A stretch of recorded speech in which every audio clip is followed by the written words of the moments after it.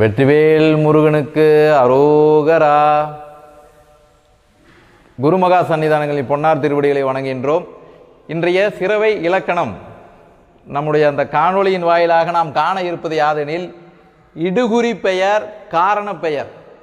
இது பார்த்தீங்கன்னா 6ஆம் வகுப்பு 7ஆம் வகுப்பு 8ஆம் வகுப்பு வரைக்கும் வரும். இடுகுறி காரணம் அது நம்மளுக்கு இது எளிமையான வினாதான், எல்லாத்துக்கும் தெரிஞ்சது தான். ஆனால் இன்னுமே இப்போ இந்த எளிமையானதெல்லாம் சொல்லி கொடுக்குற அளவுக்கு நம்ம வந்தாச்சு. கொஞ்ச நாள் போச்சுன்னா தமிழ் எப்படி பேசுவது அப்படிங்கிறதுக்கெல்லாம் இப்போ பயிற்சி கொடுத்துட்டு இருக்கிறாங்க. தமிழை பிழையில்லாமல் எழுதுவது எப்படிங்கிறதுக்கு பார்த்தீங்கன்னா தனி வகுப்பெடுத்து அதுக்காக தனி ஆசிரியர்கள்லாம் வச்சு வகுப்பெடுக்கிற அளவுக்கு ஆகியாச்சு. நம்ம பேசுகிற மொழிக்கே நம்ம இவ்வளோ தட்டுப்பாடுன்னா நம்ம பிற மொழிகளுக்கெல்லாம் என்ன பண்ணுறது? இப்போ என்னன்னா, வரக்கூடிய காலகட்டங்களில் இருக்கக்கூடிய இன்றைய தலைமுறையினருக்கு தமிழ் மொழியினுடைய பெருமையை தெரியாவிட்டாலும் பரவாயில்ல, தமிழ் மொழியவே தெரிஞ்சுக்க வேண்டாங்கிற அளவுக்கான அந்த ஒரு சிந்தனை உங்களுக்கு வளர்ந்துட்டு இருக்கிறதா வருத்தத்துக்குரியது. சரி, இன்றைய காணொளி நம்ம பார்ப்போம். இன்னைக்கு பார்க்கறது இடுகுறி பெயர். அது பேர்லயே பாருங்க, இடுகுறி பெயர். இட்ட பெயர் இட்டாங்க, ஏன் இட்டாங்கன்னு தெரியாது. இப்போ எடுத்துக்காட்டுக்கு பார்த்தீங்கன்னா மண், மரம், தென்னை, கல், நாய் இதெல்லாம் பேர் வச்சிருக்கிறோம். இப்போ நம்ம சில பேர் நம்ம பேரே வச்சிருப்பாங்க. உன் பேர் என்னப்பான்னு கேட்டால் பேர் சொல்லுவோம். உன் பேருக்கு என்னப்பா அர்த்தம்னு கேட்டால் சொல்ல தெரியாது. இதை எங்கள் தாத்தா வச்சாருங்க, அப்புறம் எங்கள் தாத்தா இந்த பேர் வைக்க சொன்னான்னு எங்கள் அப்பா எனக்கு வச்சாரு, அப்படியே கேட்டுக்கிறவங்க அவனை தெரியலீங்கம்போம். அது மாதிரி தான் நம்முடைய முன்னோர்கள் ஏதோ ஒரு காரணம் இருந்திருக்கலாம், இல்லை இல்லாமல் போயிருக்கலாம். இதுதான் பேருன்னு அவங்க பேர் வச்சாங்க.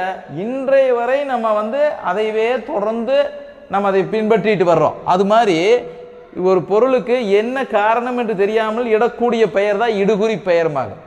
அப்படி வந்தது தான் பார்த்தீங்கன்னா நாயின்னு சொல்கிறோம். எதுக்கு நாயின்னு சொல்கிறோம் தெரியல, நாயின்னு அதுக்கு ஒரு பேர் வச்சுருக்கிற அந்த பேர் இட்ட பெயர் இடுகுறி பெயர். சரி, ஆனால் தமிழ் மொழியை பொறுத்த மட்டும் இடுகுறி பெயர்கள் மிக குறைவு, காரண பெயர்கள் தான் அதிகம். காரணம் கருதி வைக்கப்பட்ட பெயர்கள் தான் அதிகம். இப்போ பாருங்க, இது காரண பெயர். ஒரு காரணத்துக்காக, இந்த காரணம்னால தான்ப்பா உனக்கு இந்த பேர் சொல்லுவாங்க. இந்த பாருப்பா, இவன் நல்லா ஓடுறாப்பா, இவன் என்ன பண்ணலாம், நல்ல ஓட்டப்பந்தய வீரனா வைக்கிறாப்பா, குதிரை மாதிரி ஓடுறான்டா, இப்படி நம்ம பேசும்பொழுதே ஒரு அடைமொழி வச்சு பேசுகிறோம். அப்போ ஒரு காரணத்துக்காக வைக்கக்கூடிய பெயர் தான் காரண பெயர். இப்போ நாட்காலின்னு இருக்குது, எதனால? 4 கால் இருக்குதுப்பா, நாட்காலி. இப்போ வளையல், வளைந்து இருப்பதனால அதுக்கு என்னன்னு பேர் வச்சோம்? வளையல்னு பேர் வச்சோம். வளைஞ்சு இருக்குது அதனால வளையல்னு வச்சுக்கோ. இப்போ காவலர், காவலருடைய பணி என்ன? காவல் காப்பதார் அவன் காவலர். இப்படி காரணம் கருதி வைத்த பெயர் தான் பார்த்தீங்கன்னா காரண பெயர் அப்படின்னு சொல்றாங்க.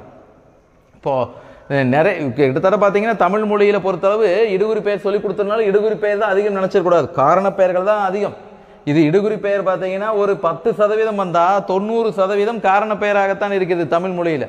மற்ற மொழிகளை காட்டிலும் சில காரணம் கருதி வைக்கக்கூடிய மொழியில அதிகமாக பேர் வச்சுக்கு தமிழ் மொழியில தான். அதையும் நம்ம இந்த இடத்துல நம்ம தெரிஞ்சுக்கணும், சரிங்களா? அப்போ இட்ட பெயர் இடுகுறி பெயர், காரணத்துக்காக வைத்த பெயர் காரண பெயர்.